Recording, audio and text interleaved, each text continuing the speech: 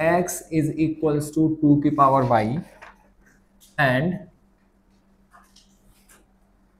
9 into में 3 की power 2x minus 3 की पावर x इंटू में 3 की पावर x माइनस 2 अपॉन में 2 इज इक्वल्स टू 360। तो हमें फाइंड आउट करना है क्या, y।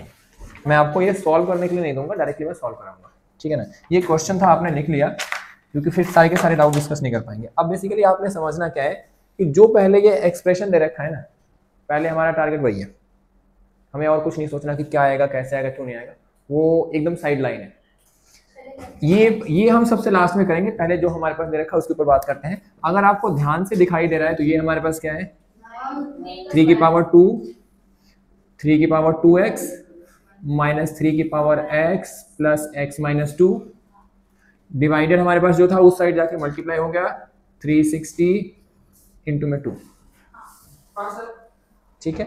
और आगे हमने सॉल्व किया, ये हो जाएगा 3 की पावर 2x प्लस 2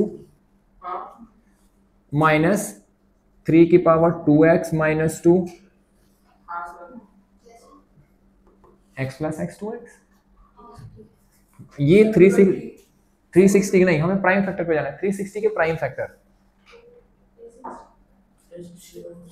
360 के प्राइम फैक्टर।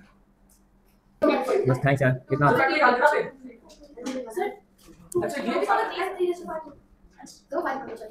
ठीक है। ध्यान से दोबारा देखो, आपके पास इसको सिंपलीफाई किया 3 की पावर 2 माइनस 3 की power 2x as it is minus 3 की पावर x, दोनों मल्टीप्लाई में थे, ऐड हो जाएगा x प्लस x माइनस 2, जो डिवाइड में था चला गया मल्टीप्लाई में 360 into 2।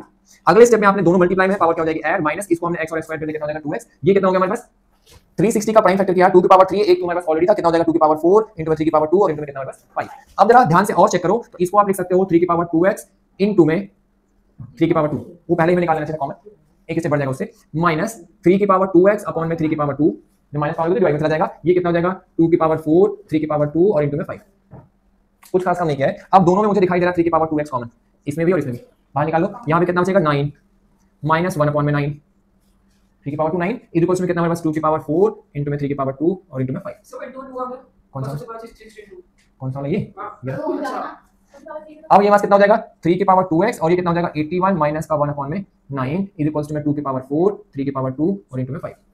अब इसको हम करेंगे 80 आएगा, कर लो जरा, हमारे पास कितना हो जाएगा ये 3 की पावर 2x अपॉन में 9 into में 80 इक्वल्स टू में 2 की पावर 4, 3 की पावर 2 into में 5।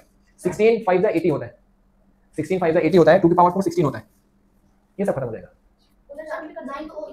हाँ जाएगा, अभी लेके नहीं गया मैं, वो एक ही बात है, डिवाइड में कहीं रख सकते हो।